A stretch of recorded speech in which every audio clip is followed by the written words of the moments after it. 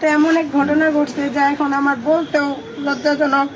কিভাবে বলবো আমি নিজের ভাষায় বুঝতে পারতেছি না। আমার প্রতিষ্ঠানে আমার আসতেও এখন লজ্জাজনক। কোনো শিক্ষক যদি কোনো ছাত্রের হাত থেকে এভাবে নির্যাতিত হয়, অত্যাচার শিকার হয়, মার ঘুষি চোর থাপ্পড় এসব খায়, তাহলে ওই শিক্ষকের মনে করেন সমাজে মুখ দেখানোর মতো ক্ষমতা থাকে না। আজকে আমি তারই একজন শিকার। আগামীকালকে একটা এমন ঘটনা ঘটছিল। গতকালকে সেই ছেলেটা আমার কাছে পড়তো, আরো 3 জন আমার সাথে একসাথে পড়তো।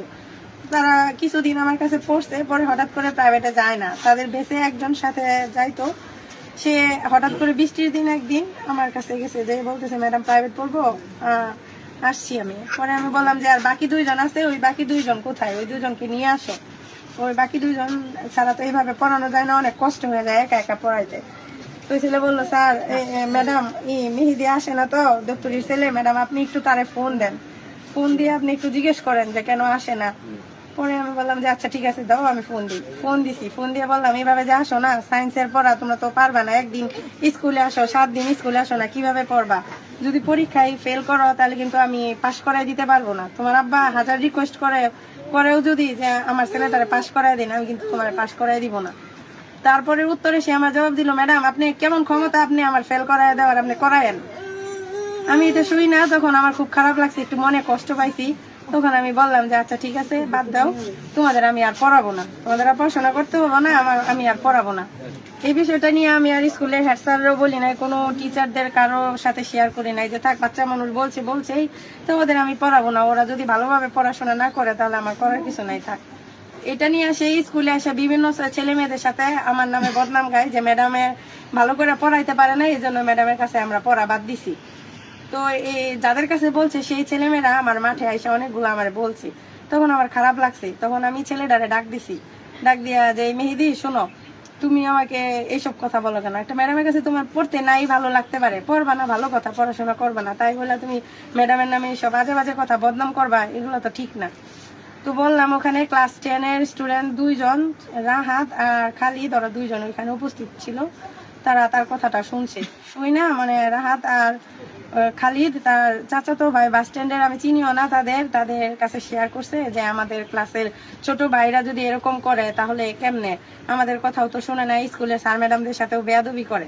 তারপর জুবাইর নাকি জানি নাম, ওই ছেলেটা আইসা স্কুলে ওই মেহেদিকে ডাইকা নেয়, ক্লাস থেকে ডাইকা নিয়ে তাকে অনেক কিছু নাকি বলে, যে আমরা জীবনেও স্যারদের সাথে এভাবে করি না, বিগত কত বছর হয়েছে আমরা রাস্তা দিয়ে সাইকেল চালায় যখন আমরা স্কুলে যখন গেছি, স্যারদের সামনে পাইছি, আমরা সাইকেল থেকে নাইমা সালাম দিয়ে হাইট আমরা গেছি, এতটুকু সম্মান করছি, আর তোমরা স্যার ম্যাডামদের সম্মান করো না, বড় ক্লাসে সিনিয়রদের ছেলেদের মানো না, এগুলো বললে অনেক কিছু বলছে। তখন হঠাৎ আমি বারান্দায় ছিলাম দাঁড়ায়া, তখন বাংলা ম্যাডাম আর রোকেয়া ম্যাডাম, সমাজ ম্যাডাম, আমাদের 2টা ম্যাডাম আছে, উনি আমাকে বলতেছে হঠাৎ যায় যে ম্যাডাম বাস স্ট্যান্ডের ছেলে মেয়েদের সাথে বিচার দেয়া এটা তো ঠিক হয় না, এটা আপনার কাজটা, আর আপনি নাকি সব স্কুলের স্টুডেন্টদের বলছেন যে আমার কাছে প্রাইভেট পড়লে তোদের আমি নাম্বার দিব, আমার কাছে প্রাইভেট না পড়লে আমি তোমার নাম্বার দিব না। তখন আমি ম্যাডামদের বললাম, ম্যাডাম শুনেন, স্কুলের বিষয় এগুলো, আমি যদি কোনো অন্যায় প্রতিবাদ হয়, কোনো একটা সমস্যা হয়, আমি হেড স্যাররে বলবো আগে, আমি অ্যাসিস্ট্যান্ট স্যারকে, হেড স্যারকে বলবো, আমি প্রধান শিক্ষক আছে তাকে বলবো, আমি জানাবো, আমি কেন বাস স্ট্যান্ডের ছেলে মেয়েদের আমি বলতে যাব? আর আপনার কি মনে হয় একটা টিচার কোনোদিন শিক্ষক স্টুডেন্টদের বলবে যে আমি করব না, আমি তোরা যদি আমার কাছে প্রাইভেট পড়োস তাহলে আমি তোদের প্রাইভেট পড়াবো, আর পাস করাবো পরীক্ষায়, আর প্রাইভেট না পড়লে আমি ফেল করবো? আপনাদের কি মনে হয় এরকম? কয় আপনার বিরুদ্ধে সবাই বলতেছে, ওই এক ম্যাডামে বললো, বাংলা ম্যাডামে বললো যে আপনার বিরুদ্ধে সবাই বলতেছে ক্লাসের। আমি বলছি কোন ছেলে মেয়েরা বলে, যান আমি যাই, সবার সাথেই আমি কথা বলি, আপনাদের আমি দেখাই, জিজ্ঞেস করি সবার সামনে। তো এখানে আমাদের এই ক্লাসে 9ম শ্রেণীতে আমাদের সিনিয়র শিক্ষক আনিচ্ছার ধর্ম ক্লাস নিচ্ছিল তখন। তো আমার সাথে রোকেয়া ম্যাডাম আর পারভিন ম্যাডাম আসছিল, আসার পরে তো ক্লাসে আসার পরে আমি 9ম শ্রেণীর সব শিক্ষার্থীদের ওই ম্যাডামদের স্যারদের সামনে জিজ্ঞেস করছি যে তোমাদের কি আমি কখনো বলছি যে আমার কাছে প্রাইভেট পড়লে তোমাদের আমি পাশ করাবো পরীক্ষায়, প্রাইভেট না পড়লে পাশ করাবো না? 9ম শ্রেণীর ছাত্রছাত্রীরা বলে না ম্যাডাম, কেউ একটা ছেলে মেয়েও বলতে পারে না যে না ম্যাডাম আপনি তো আমাদের সাথে এরকম ভাবে কোনোদিন কথা বলেন, এগুলো বলেনি নাই। তখন ওই দপ্তরির ছেলে মেহেদি হাত তুলে দাঁড়াইছে, আমি বলছি হাত তুলে দাঁড়াইছে তুমি কি বলবা? আমি কি বলছি তোমাকে? কই ম্যাডাম আপনি আমাকে পড়াবেন না, না করছেন, আপনি আমাকে পরীক্ষায় ফেল করাবেন বলছেন, আমাকে ফেল করায় দিবেন, ই করবেন। পরে আমি বলছি যে ফেল করায় দিব, আমি তোমাকে এটা কখন বললাম যে ফেল করায় দিব? কোন একটা শিক্ষক কি স্টুডেন্টে চাই যে ফেল করাইতে? আমি তোমাকে এইভাবে বলছি যে পরীক্ষায় যদি ফেল করো, ক্লাসে আসো না, স্কুলে আসো না, ভালো করে পড়াশোনা করো না, যদি ফেল করো তোমার আব্বা 1000 রিকোয়েস্ট করলেও আমি তোমাকে পাস করাবো না। উত্তরে তুমি আমার কি কথাটা বলছিলা যে ম্যাডাম আপনি কেমন ক্ষমতা, আপনি আমারে ফেল করাইলে করায়েন। তাহলে এইসব কথা বলো। আমার সে চোখ রাগায় ধইরা, মানে এমন ভাবে অবস্থা, তুই এর মতো উচ্চারণ করে আমার সাথে চোখ রাগান্বিত করে আমার এমন একটা বাজে গালি দেওয়া শুরু করছে।